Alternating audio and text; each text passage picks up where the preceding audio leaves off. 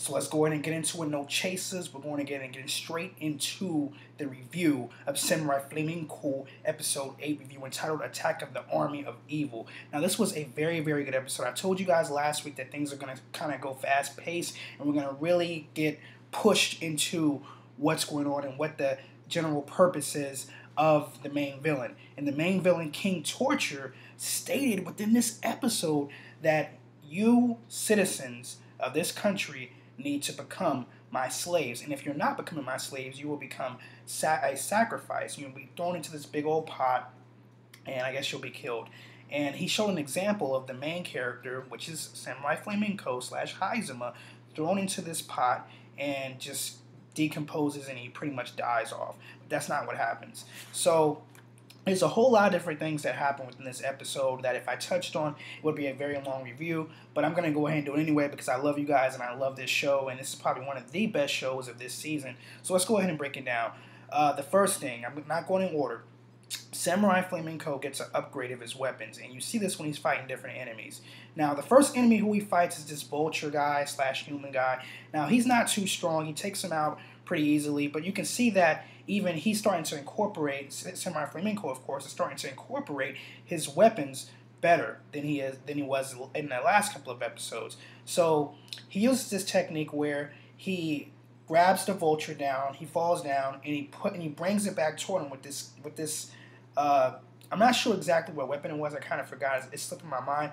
But he brings it back and he punches the vulture. He gets knocked out, and he pretty much says, I'm done. Vulture die, and they die. So it kind of reminds me of Power Rangers in a sense, when the Megazord, cuts the guy and finishes him off. The Megazord turns around, and the monster blows up. It kind of resembles the same thing in Samurai Flamenco, because after all these enemies die, they blow up. So it's kind of a reminiscent of Power Rangers in that show. So I really enjoy that aspect of it. Then you're seeing that the cops are skeptical about if Samurai Flamenco can handle these villains, so they want to bring in this new organization. It's kind of like the SWAT team, so to speak, and they want to come in and just for reassurance purposes, just to take down these enemies. One of the head honchos of the police force, he says, no, there's no need to do that. The police force of Samurai Flamenco can handle this issue, and they give them another chance, and he's starting to see that they are handling the issue like they're supposed to. So here's another thing that's going on. Mary is also, she's kind of up in arms about if she wants to be a villain, not a villain, but a hero, because Samurai Flamenco is getting so much credit, even more credit than he was before. So she's starting to say, you know what, well, I don't think I want to do this.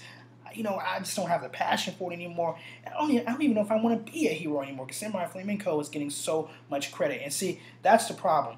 In society, people want to do things for recognition. They're not going to do it for free. They want something in return. And she wants recognition. She wants the popularity that she sees Samurai Flamenco is getting, and she just wants to have her brand.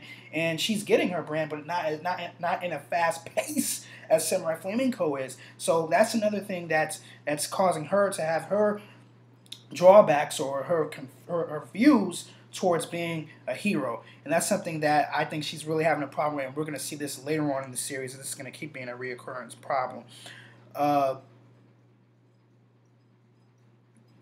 So this was something else that I saw within this episode, and I need to touch on this.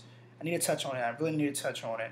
So Hamzama says that, well, not even Hamzama. It was Gato, and Gato was saying, well, you know what, you rescued a lot of people, but he said 2 people died, and he was like, no, I didn't see any casualties. There was no police reports. He was saying, well, they were sacrificed. 2 humans were sacrificed, and what he was saying was he thinks that King Torture is taking innocent civilians. Notice I'm saying innocent civilians from towns and transforming them into these monsters, and that's how he's getting this alliance, so to speak. And once again, this is a reminiscence of Power Rangers. Now, of course, they didn't always take enemies from the earth and make them into monsters, but there were some cases that they did in certain episodes, and so this is what's going on. He's either creating his monsters or he's taking these innocent civilians from this country or continent and making them into his own brand or his own monster. So that's something that I didn't see in this episode, and in this series, and it's so interesting. So this is just some things that happen, and I think Hamzama was concerned that this was happening, the whole sacrifice thing of humans to become a monster, and I think this is happening. I think that's why he's so upset, and he's trying to find a way of how he can stop this from happening, if it is happening. So this episode was very good. So much stuff happened within this episode. If you give this episode below an 8 out of 10, you're crazy, because there was just so many different things. Even from when he was fighting that one monster who he said, you know, you're not strong. I'm stronger than you. He was faster, but he got to upgrade to his weapons. And he stopped this guy by having sticky notes. It's kind of like sticky notes on the ground, and he couldn't move. He was trying to get out and everything. He couldn't get out. He was stuck. And Samurai Flamenco beat him that way. So he's learning how to incorporate his weapons. He's becoming a lot smarter.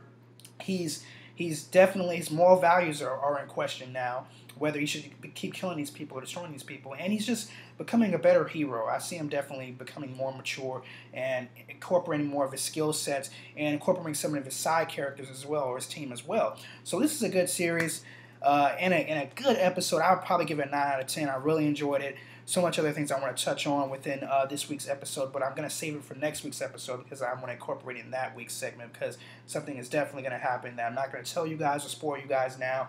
So with that being said, this is episode 8, retitled Attack on Army of Evil. So with that being said, guys, I'll check you guys later in another video. Peace. Sayonara. Stay cool. Love you guys.